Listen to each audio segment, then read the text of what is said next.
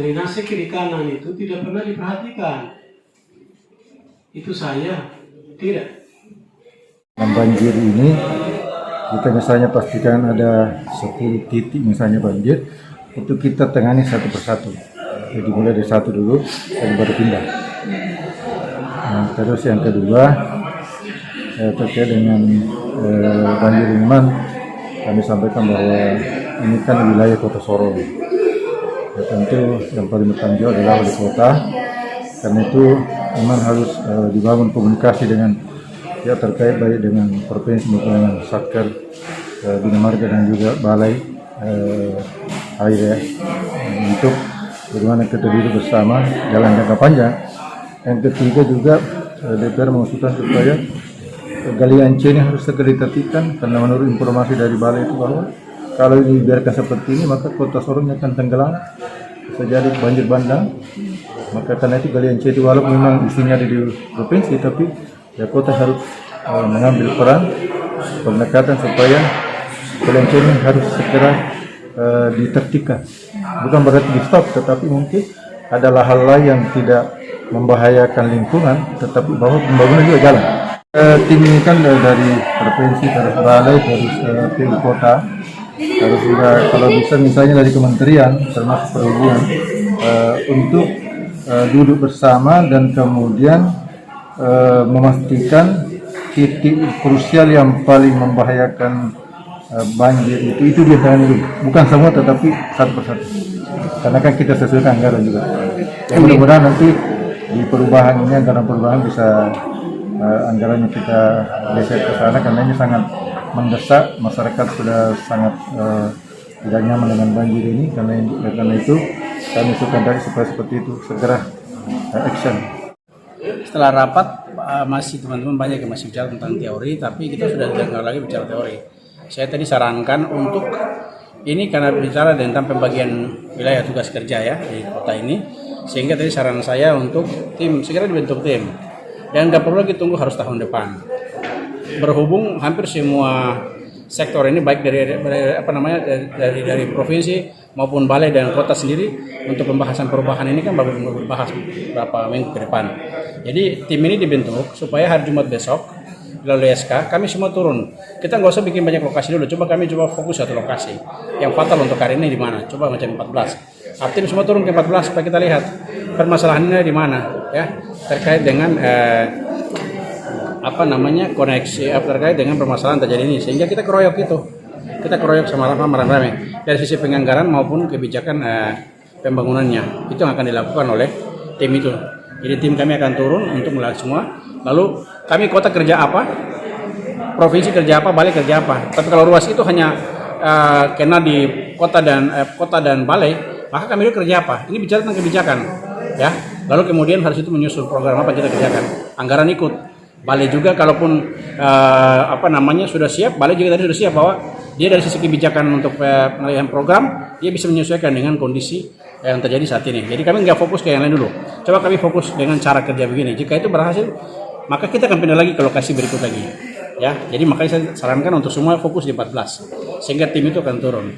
Nah, jadi kita akan pakai dengan cara gitu. Jadi tidak perlu lama-lama, biar masyarakat juga bisa mendapatkan manfaat daripada kita tidak boleh tunggu lama lagi. Kita hari Jumat besok survei. Setelah hari Jumat survei, tim langsung kemudian kembalikan. Kita lihat kota punya wilayah sampai di mana, beban kerja dia sampai di ruas mana. Kalau ketemu di provinsi lanjut. Tetapi sinkronisasi kegiatan program harus nyambung. Jangan sampai dari sisi elevasinya, dari sisi kemiringannya, dari sisi pembangunan konstruksinya, semua harus nyambung. Jadi tim itu akan membentuk dari sisi konstruksinya itu. Jadi tim itu tujuan supaya jangan konstruksi beda-beda. Jangan kota merencanakan pembangunan lalu dia bangun dengan metode begini, lalu turun sampai di balai punya metode lain. Maka tidak akan ketemu. Gitu. Kalau semua satu metode dan satu metode kerja dengan perencanaan yang sama, maka ya tidak bisa secara teknis kami optimis, bahkan setidaknya dia bisa menekan itu tingkat banjir. Tetap koordinasi antara provinsi, kota dengan balai supaya bisa mengurangi musibah banjir ini, kalau menutup banjir nggak bisa, mengurangi bisa. Karena apa? Alam, ya. Alam. Terus kedua, jangan salah kita, jangan lupa kita bahwa beda laut Beda laut antara daratan kita hanya 70 cm. Kayak kemarin dia pasang 17 itu. Di gunung hujan pasang dari laut. Tidak bergerak airnya, terpaksa dia meluap. Drainasenya udah agak bagus kalau saya lihat. Apalagi di Kilo 10 kan drainasenya udah bagus, udah lebar. Nah, ya pembuangan terakhir semua kan ke laut. Dari laut naik, dari gunung turun, terpaksa meluap. Solusinya lihat itu Pak Remu sudah mulai dibenahi kan Sungai Remu yang dari balai. Dia bikin rencanakan itu mau bikin tutup buka. Sekali lagi masyarakat Kota Sorong yang selalu ini lagu lama.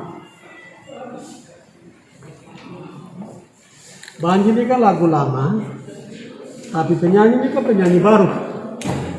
Yang ada di Kota Sorong yang sudah tahu persoalan tapi pura-pura tidak tahu. Saya baru rapat dengan balai jalan. Sungguh luar biasa informasi dari mereka. Saya tahu dan saya paham, jalan di kota ini sudah dibagi habis. Ada ruas jalan yang menjadi tanggung jawab Bapak Presiden. Ada ruas jalan yang menjadi tanggung jawab Bapak Gubernur. Ada ruas jalan yang menjadi tanggung jawab Wali Kota. Yang dari Presiden sudah dibangun. Dari kilometer 6 sampai kilometer 18 itu tanggung jawab Presiden. Jalan lingkungan semuanya tanggung jawab Wali Kota. Tapi jalan yang menjadi tanggung jawab Pak Gubernur. Jalan yang menjadi tanggung jawab Pak Gubernur. Mulai dari kilometer 0 sampai kilometer 6. Pas di depan Kapolres. Itu tanggung jawab Gubernur. Jalan Sudirman. Jalan arteri. Jalan arteri sudah ditanam pisang. Pisang sudah tumbuh itu. Sedangkan jalan raya yang dari kilometer 0 di Boswesen sampai di kilometer 6 depan Polresta itu yang terjadi banjir itu, jalan itu menjadi tanggung jawab Bapak Gubernur Provinsi Papua Barat. Jalan Sudirman itu menjadi tanggung jawab Bapak Gubernur Provinsi Papua Barat. Jalan arteri sepanjang 5-6 km menjadi tanggung jawab Pak Gubernur Provinsi Papua Barat. Tidak pernah dibangun sampai sekarang. Akhirnya banjir sana sini, rusak sana sini, wali kota dicaci maki. Wah, jangan kah? Pak Gubernur tiap hari kan turun tuh. Staf yang bantu beliau, saya mohon memberikan telahan yang baik kepada beliau supaya beliau bisa mengambil keputusan. Supaya memperhatikan apa menjadi tanggung jawab Pak Gubernur.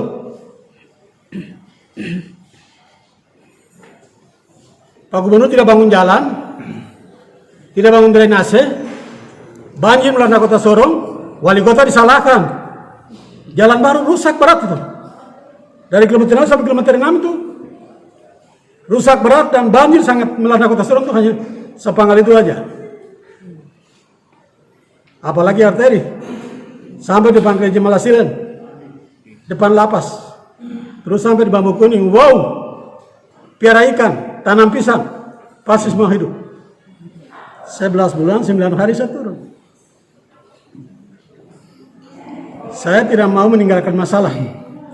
Apa menjadi tanggung jawab saya selesaikan saya turun. Jadi banjir yang terjadi itu bukan salah wali kota, mohon maaf kepada masyarakat di Kota Sorong. Tempat-tempat itu, sarana itu menjadi tanggung jawab Pak Gubernur.